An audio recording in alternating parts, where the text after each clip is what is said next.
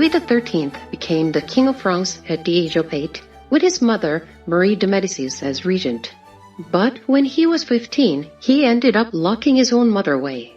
What happened in this mother-son relationship? In our last couple of videos, we looked at how Marie de Médicis, or now Marie de Médicis, became Queen of France by marrying Henri IV, and how Henri IV died under suspicious circumstances. Now, with Henri gone, Marie took the regency at once. Louis was just about to turn 9 at the time. But her rule as regent was chaotic at best. Unlike Henri, she steered the kingdom against the public opinion. Worse, she allowed what we might call, using modern bureaucratic jargon, serious state capture, corruption on a grand scale. How did this happen? From childhood, Marie showed patterns of dependence and obsessive attachments. She needed someone to lean on. Enter her lady-in-waiting, Leonora Galigai. Galigai dominated Marie since her childhood. When Marie got married, Leonora followed her to France as part of her entourage.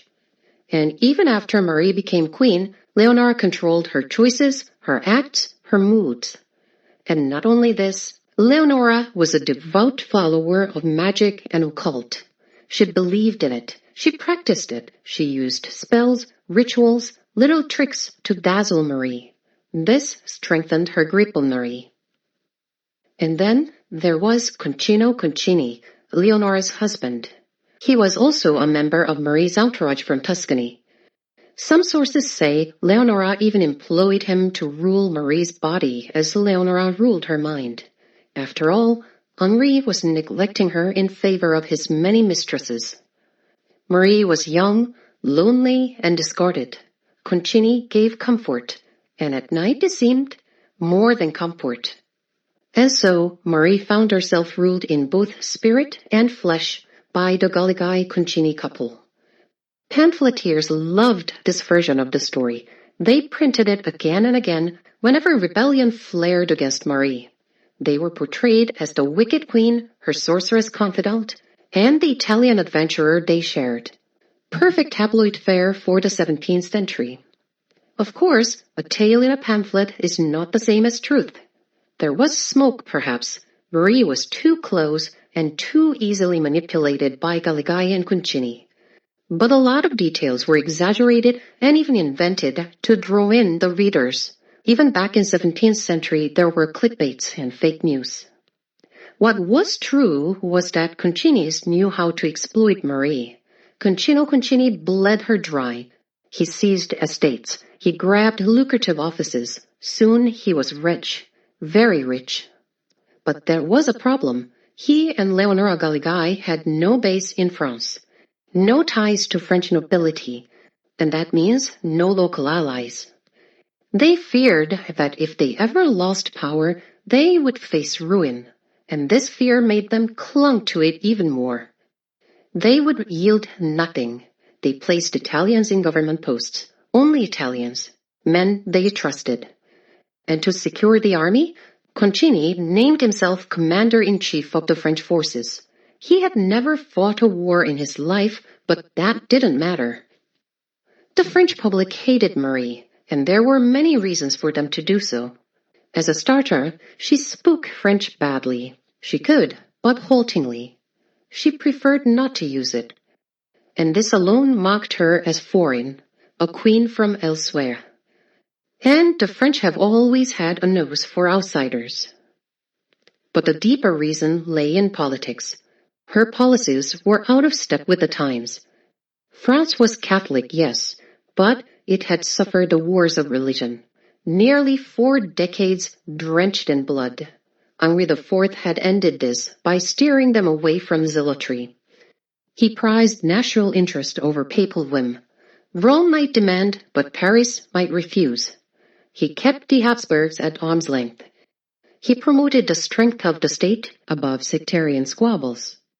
Henri's reforms were practical, almost modern, economic growth, military strength, not for the glory of the Pope, but for the nation.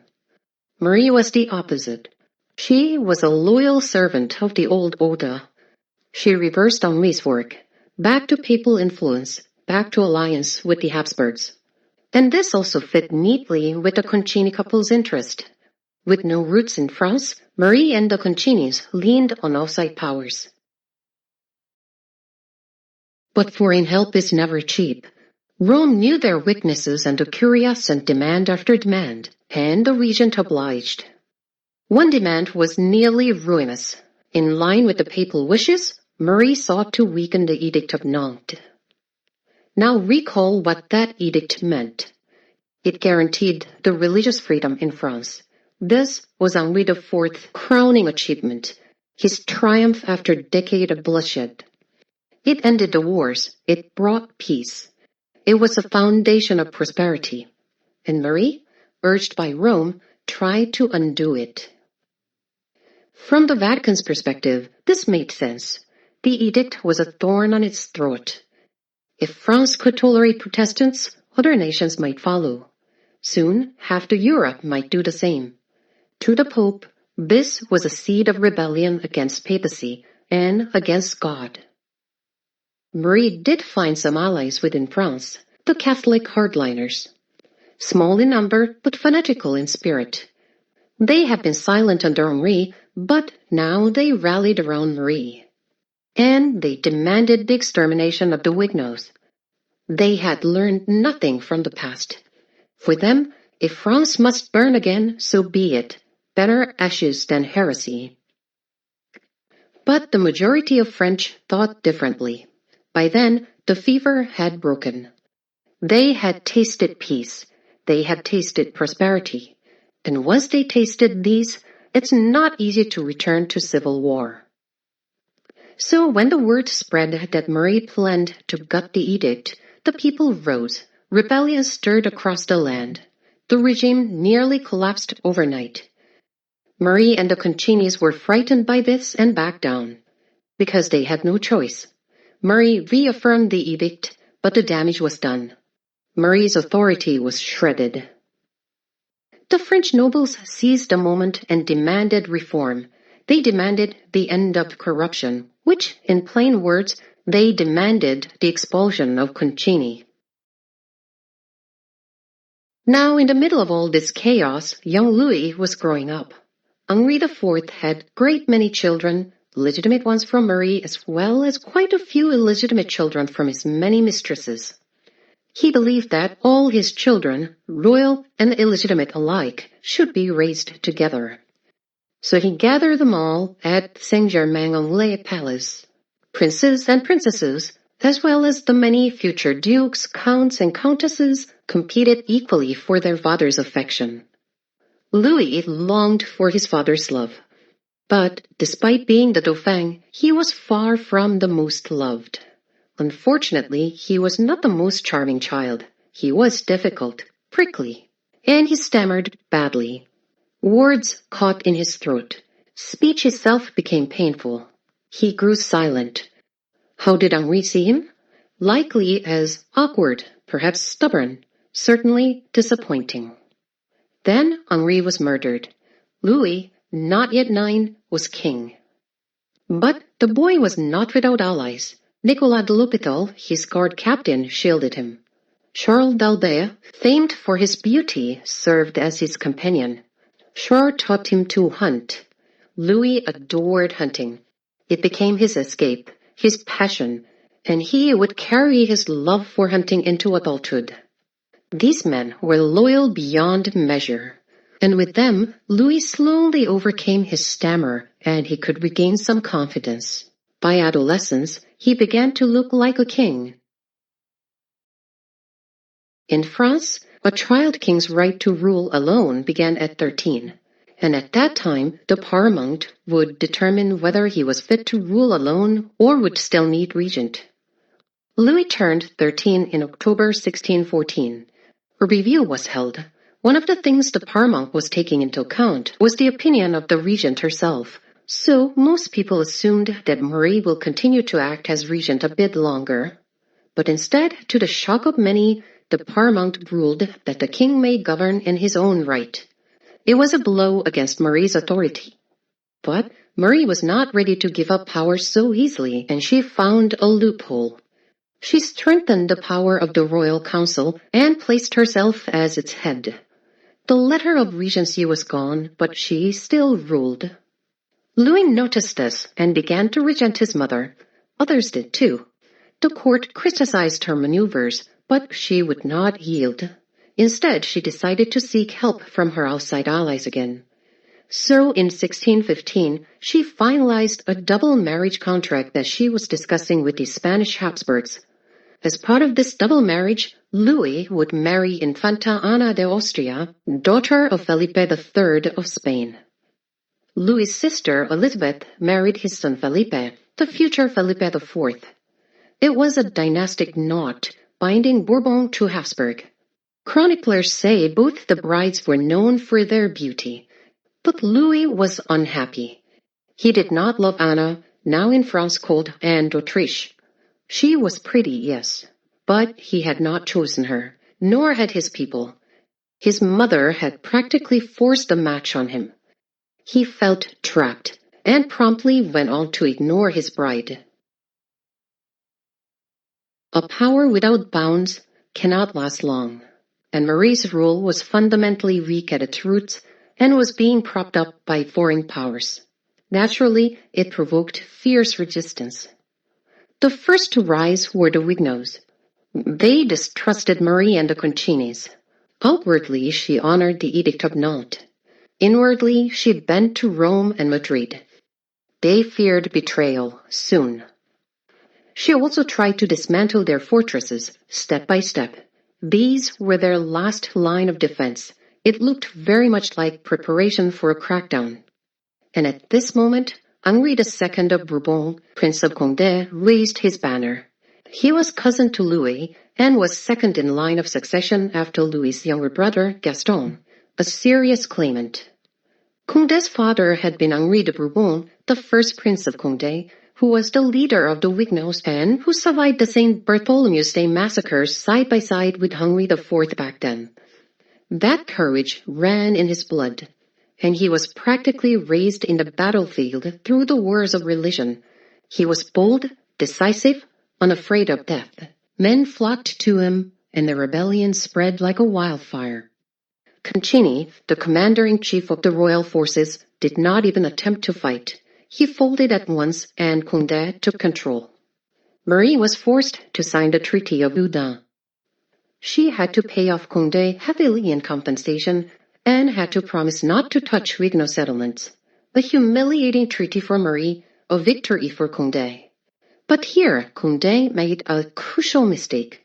What was his original purpose of the rebellion? Removing Concini. But Marie managed to persuade him to leave Concini alone, and soon came the counterblow. Marie pressed Louis to arrest Condé for the charge of treason. Without warning, he was captured and thrown into prison. Marie and the Concinis toasted their triumph. They thought the danger passed, but they were wrong. The news spread. Condé, hero of nation, seized without cause. Fury exploded across France. Rebellion flared again, larger than before. In this crisis, young Louis turned to his own friends. He consulted his loyalists, Charles d'Albert and Nicolas de l'Hôpital. When he signed the arrest order for Condé, he caved into his mother's demand, although with hesitation. But now his mind was set. He saw the truth. Leaving his mother and the Concinis in power would mean the kingdom would burn. His companions pressed him. Act now. Strike fast. Coup d'etat.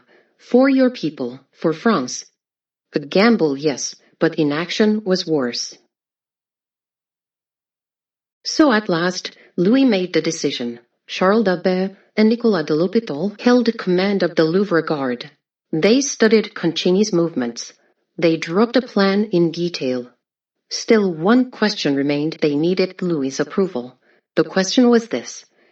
If Concini resists arrest, may we kill him? Louis saw at once what his friends intended. Concini was commander-in-chief of the French army. Give him an inch, and he might rally the army against himself. He paused briefly and then gave the word. If he resists, shoot him at once. Charles and Nicolas sighed with relief. They moved swiftly. Troops poured into the palace. Marie and Leonora Galigai were seized. Their allies, too. The coup unfolded so fast the rest of the court barely noticed. Even Concini knew nothing. So the same day, he rode into the Louvre with his guards at his side. He noticed heavy security at the gate. Odd, he thought, but not alarming. Charles and Nicolas greeted him. The guards closed around him. "What is this?" Concini asked. Nicolas replied, "By order of the king, you are under arrest for treason." Concini was stunned. Arrested? For treason? By the boy king? He wondered, did Marie know? A dozen thoughts flashed, but he was no fool. He drew no weapon. He waved off his men. He was outnumbered. Guns against guns in the palace was suicide. So he tried to talk through with Charles and Nicolas. "What? You are arresting me?" Then, at that one question, Nicolas shouted, "He resists!" That was the signal. Charles fired first. The guards followed. Concini was cut down in a storm of musket fire. He died on the spot. But death was not the end. His lifeless body was dragged to the gallows and hanged again because the crowd demanded to see his death. His body was then quietly buried, but the angry mob broke his grave open and tore his body to pieces. They burned the fragments. Even his ashes were sold at a handsome price. As for Leonora Galigai, she was accused of witchcraft. She was tried, found guilty, and was beheaded in the square. The Concinis had come to Paris with nothing, but they had grabbed wealth and power through Marie. But in the end, they could not hold on to anything they gathered in France. Marie's fate was less violent but humiliating. She was confined to Château de Blois. She was not allowed to send any letters nor to have any visitors. After Louis's coup succeeded, he seized all the lands and wealth of the Concinis. He gave them to his trusted Charles d'Arbert. The young favorite rose overnight to be the most powerful man in France. Nicolas too was rewarded, showered with estates and high offices. And with this, Louis began his personal rule. But Louis and his companions had no experiences in governing the country, and these novices had a hard time holding on to power, giving the ever-power-hungry Marie de Médicis an opening to stage a comeback. But that is a story for the next episode. So please like and subscribe to continue receiving the stories from history. Also check out our playlists to see the stories from other countries and periods. It really helps a small channel like us.